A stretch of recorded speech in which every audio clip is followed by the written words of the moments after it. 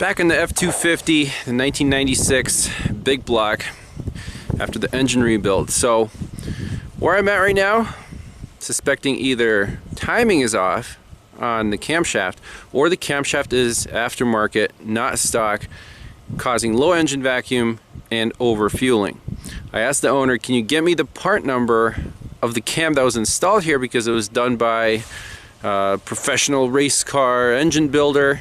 He still hasn't gotten back to me. It's been a few days. So how do you determine if the camshaft is appropriate to this vehicle? If I had a known good 7.5 in cylinder, it would be very, very helpful.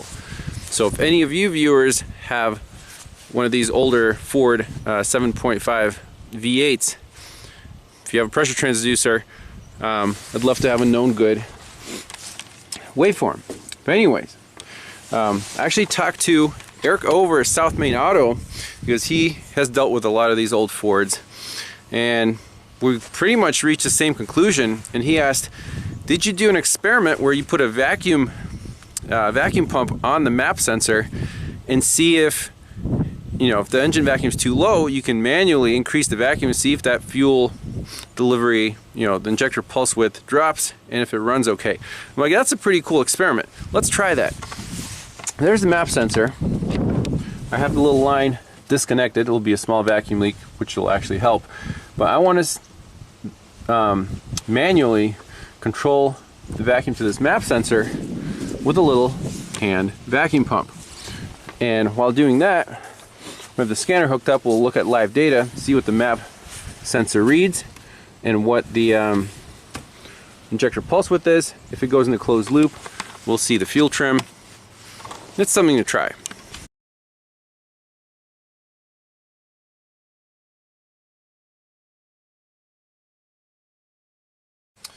Okay, so with the key on, our map hertz is 156. That is appropriate. Let's just increase the vacuum here on the gauge and see what our signal shows. So let's bump it up to 15 inches of mercury. We're at 113 hertz. 112, 110. So the engine's idling at about 17 inches of mercury. We want it down here towards 100 hertz.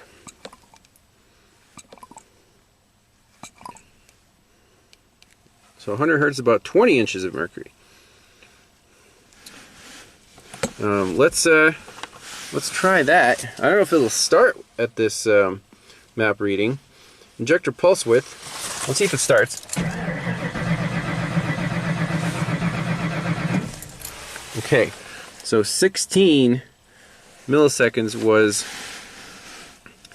the pulse width. That's not enough. Let's bleed off some of the vacuum to, I don't know, let's say 10 inches of mercury, 130. Try again. Okay, so it started. That's pretty cool. If I give it throttle, a lot of blue smoke there. Okay.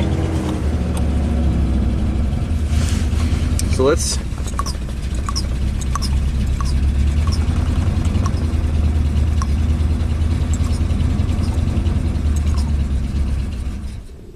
okay, it stalled out. Looks like the vacuum is a little too high.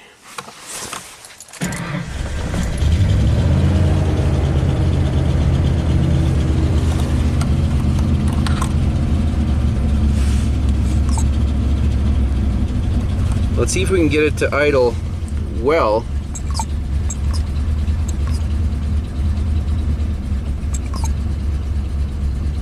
See, about 10 milliseconds. Let's let it warm up a little bit. I'll save this data. So it's pretty neat that we can look at the oxygen sensor and see if we're running rich or lean. So there's the oxygen sensor down. It's 950 millivolts. If we keep increasing the vacuum, it'll run smoother until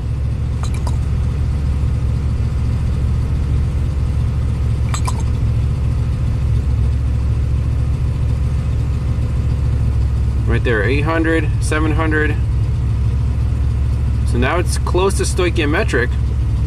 Look at that vacuum right there, 105 hertz, about 19 inches of mercury. Okay, I'm gonna let it idle.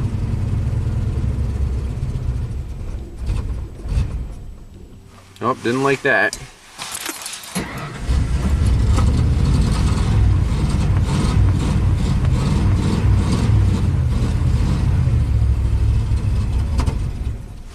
It's a little lean. We'll decrease the vacuum just a hair.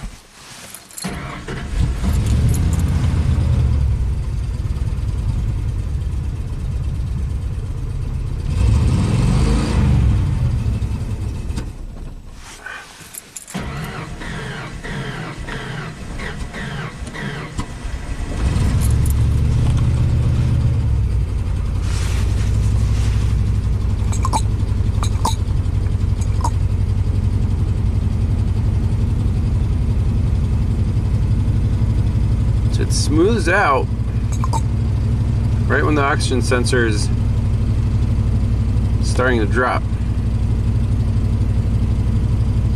Look at that injector pulse width, 6.5 milliseconds. Before we were like at 10.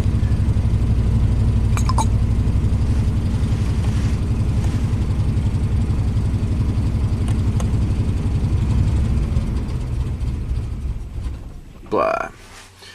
Very interesting.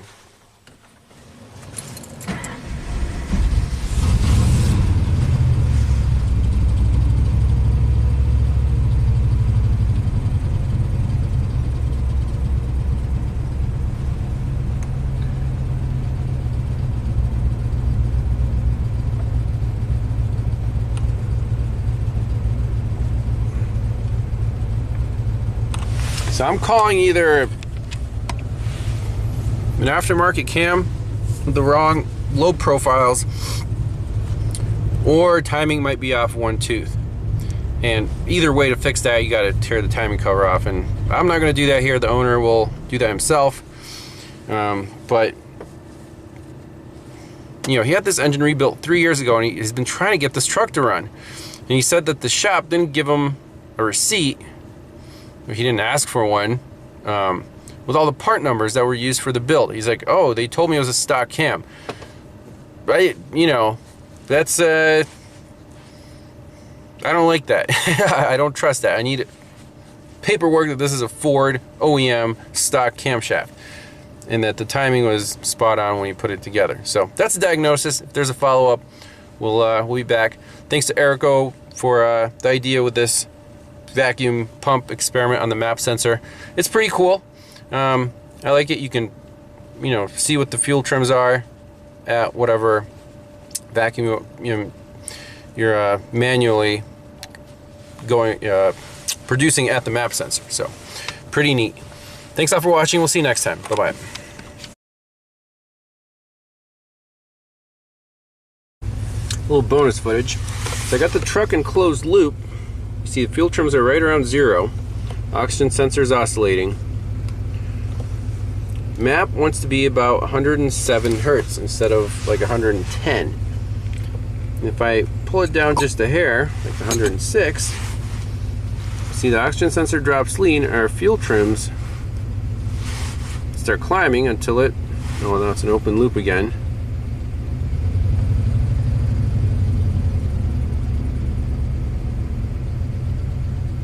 Kind of fun playing with these parameters. Let's see what the fuel trim does to get this oxygen sensor back in control. It's about -6%, -3, -2. See, it goes lean. It's going to add a little bit. It goes rich. So right around 0. My vacuum pump's leaking just ever so slightly. Right there seems to be happy. About 3 hertz difference there. What's making this run better? So it should be at least at 18 inches of vacuum. We were at 17, not even 17 when the truck was running. It's not a huge difference. This is hot idle. When it's warming up, it's even further off because you can't be in closed loop. So the map sensor is extremely important. It's everything on this truck. So we'll see where this goes. I'll get in touch with the owner and tell him at this point I need to know what camshaft's in this truck.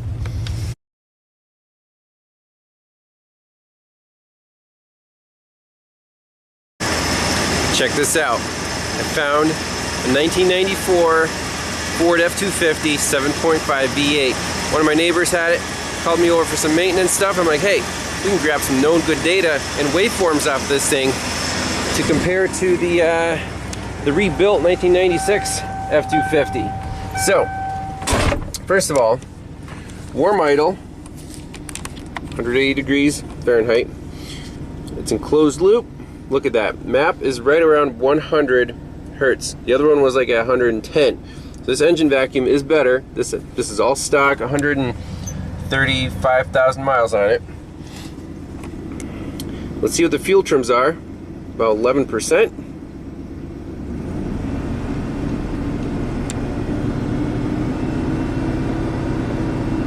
Closed loop. Look at that injector pulse width. 4 milliseconds. Not like 10.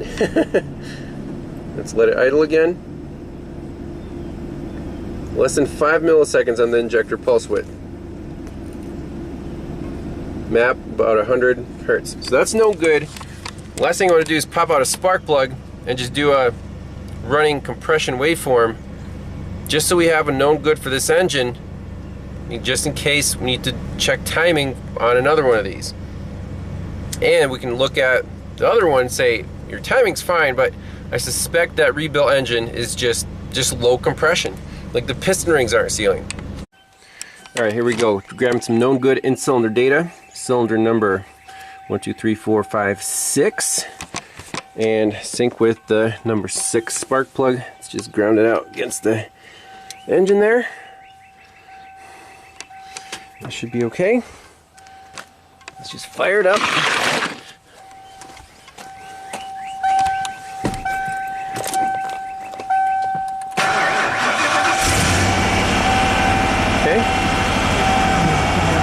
Stabilize, and then rev it up.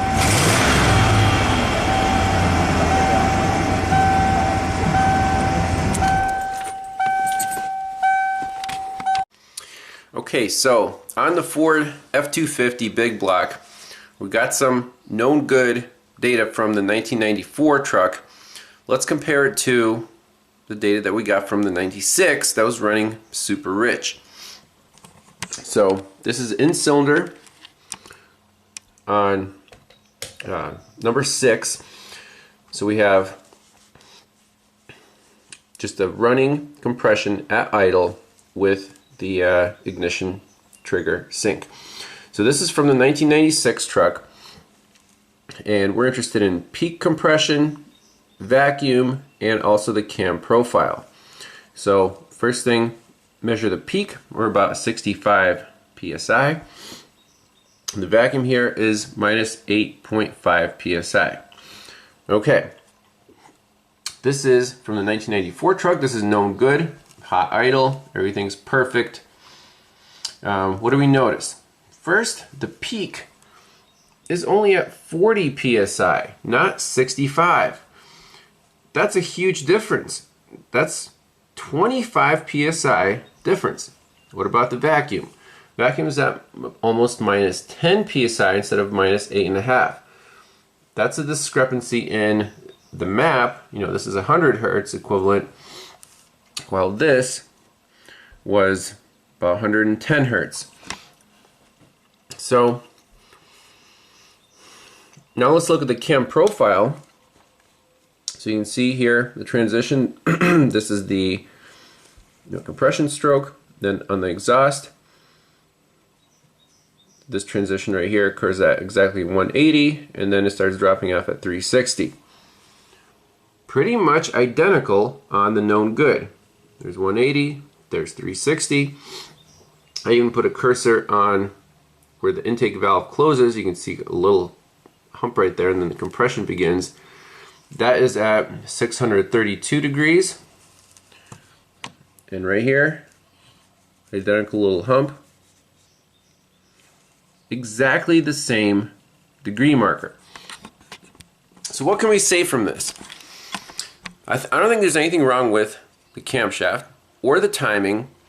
Ignition timing is identical, cam timing is identical, but there's a big discrepancy in the peak compression and the vacuum inside the intake manifold.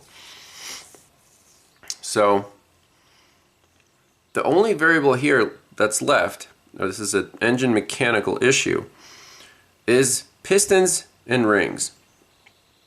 So that engine on the 96, the owner said it was bored out by, I think, 30 thousandths. Fresh pistons were installed and rings. Now, were these like high compression pistons?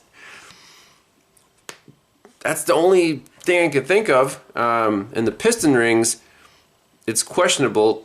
They might not be broken in quite yet. The engine was just put back into service.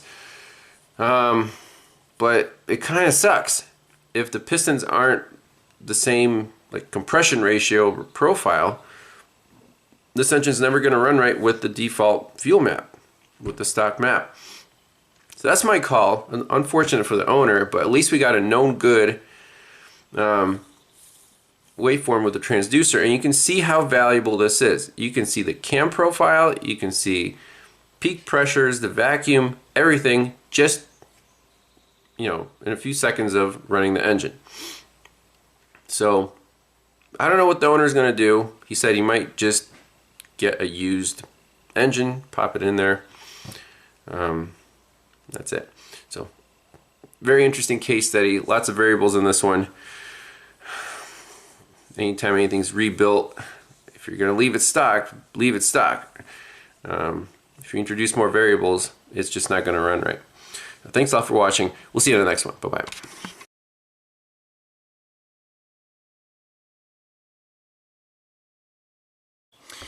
Hi everyone. Well, I hope you're enjoying the Memorial Day weekend special on this Ford F-250.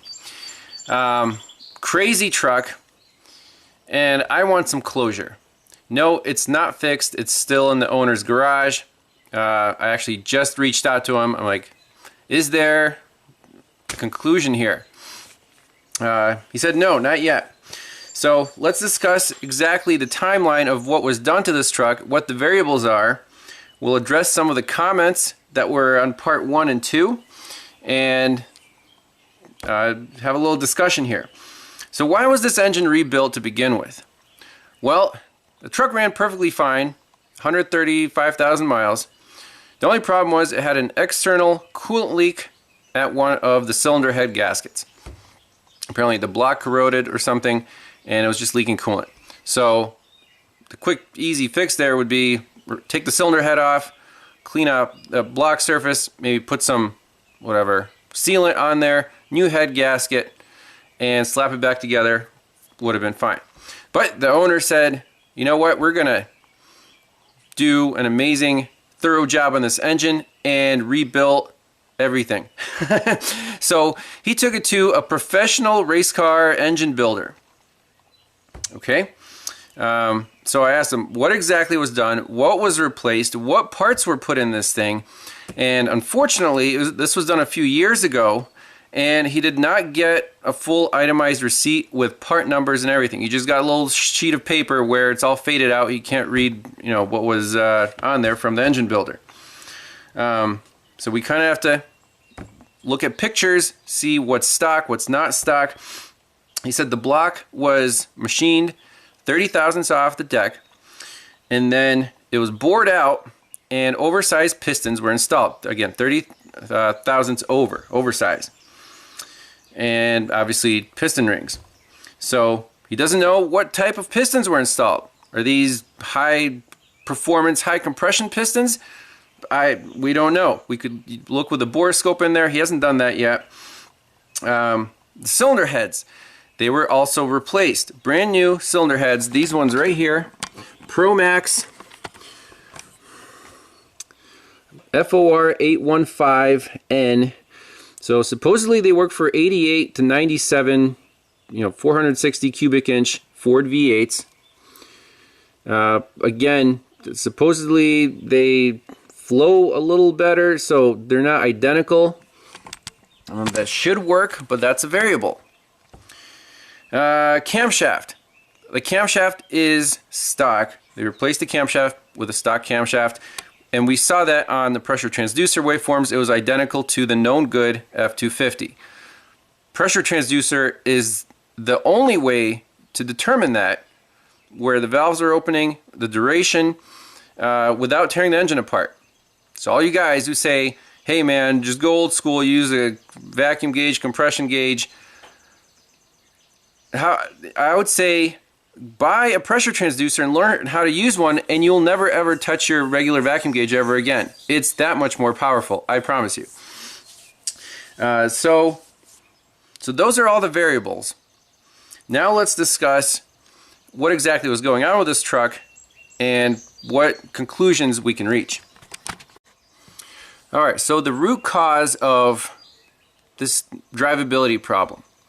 As you saw, it starts up cold fine, then it just lopes and floods itself out hardcore to the point where it loses compression completely. I've never seen this before in any engine, but keep in mind these rings haven't been broken in yet. The bores and pistons, who knows if they were honed correctly. I assume they were, since it was a professional race car engine builder. He probably did a good job. So it's kind of a snowball effect. You lose compression, the engine vacuum goes down, the engine computer sees that and injects more fuel, so these pistons are completely flooded out, the cylinder walls are completely washed, you get zero compression.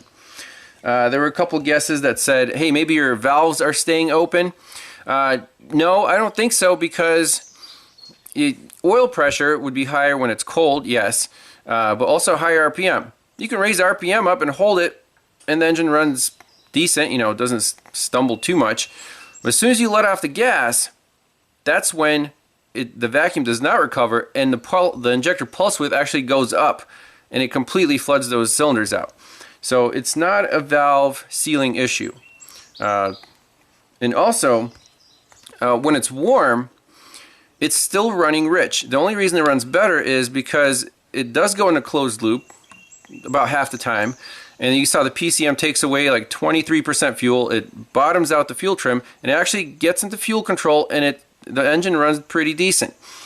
Also, when it warms up, I'm sure the rings seal a little better, the pistons expand in the bore, so that helps. So this problem is really bad when the engine is cold, and it gets better when the engine's warmed up. So now let's see, discuss stock versus aftermarket. What are the variables there?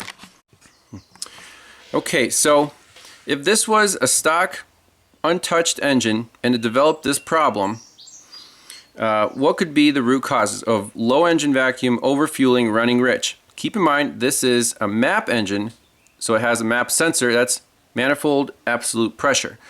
If this was a mass airflow engine, it wouldn't have this problem, because the air is measured directly and injects the appropriate amount of fuel. Here it's the computer's calculating how much air is being consumed by the vacuum inside the intake manifold. So if your vacuum's too low, it assumes that you need more fuel, when this is not the case on this engine. So if this was stock, the number one cause for a rich running MAP engine is a stuck open EGR valve. Absolutely. Now, some people might say, what about a vacuum leak?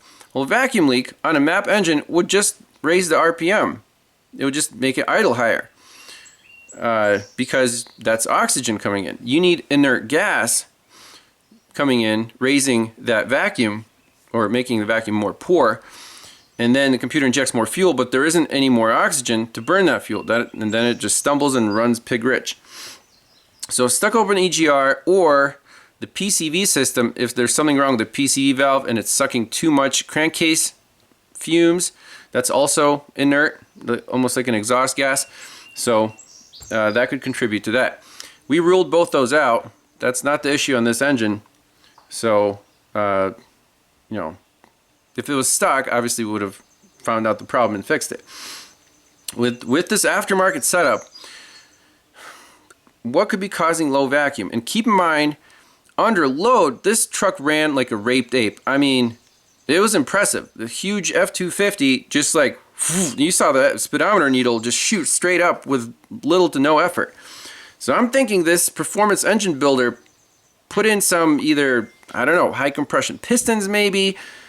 These cylinder heads, not as likely that they would affect it that much. But let's say you have high performance pistons and your compression ratio goes up. Now what's the stock compression ratio? On these 460s, they started out in the 1960s and before 1970 to have a pretty high compression ratio, like 10.5 to 1. They were monsters, like really good torque and power. In the 70s, they had all the emissions regulations and they detuned them to a 8.5 to 1 ratio, and that's the way they continued all the way through the 90s.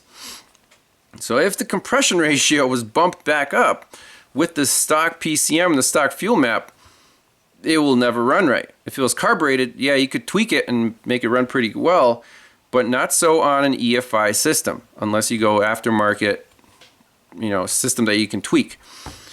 That's the only explanation I have here, is engine mechanical causing low engine vacuum, and it's overfueling, and then combined with piston rings that aren't quite broken in yet, it just loses compression. It's a mess. It just floods itself out. Not really drivable, especially on a cold start. Some people are saying, check the PCM for bad capacitors. Sure, yeah, I mean, old PCMs, that's definitely a possibility. But on scan data, we didn't see anything funky. All the data made sense. The computer is doing what it should. When it went into closed loop, it was subtracting fuel. The oxygen sensor had a nice oscillation when it reached fuel control. So nothing wrong with this PCM. It's just confused by the new engine, the breathability. So I think that's pretty much it. It's just now the engine is higher performance, but it has less vacuum at idle, and that's really the root cause of this problem, unfortunately. So how do you fix this? You have to bring it back to stock, or get an aftermarket fuel injection system or something. Could you put injectors that flow less? That probably wouldn't be very good at wide open throttle or high RPM. They might starve it for fuel. So there's really no easy way to kind of hack it, trick the computer into making it run right. So that's all we have for this one. Thanks so much everyone in the comments. The old school guys who say, hey, you're obsessed with your scanners and your scopes and stuff. Guys, there is so much information that can be gathered with these tools in a very efficient manner. Now the videos, it might be a little long because I'm trying to explain what the data means, but don't be afraid of the technology. Embrace it. I've used the regular compression gauge and vacuum gauge back in the day, yeah, but once you have a scope and graph these numbers over time, it is so powerful. You saw how we compared known good to this engine, and we're like, hey, the camshaft is stock. You can't tell that with a regular compression gauge or a vacuum gauge. So that's my recommendation. Just don't be afraid of the new technology, but if you learn how to use it, it's really powerful stuff. Thanks a lot for watching. Have a great Memorial Day, everyone. We'll see you in the next one. Bye-bye.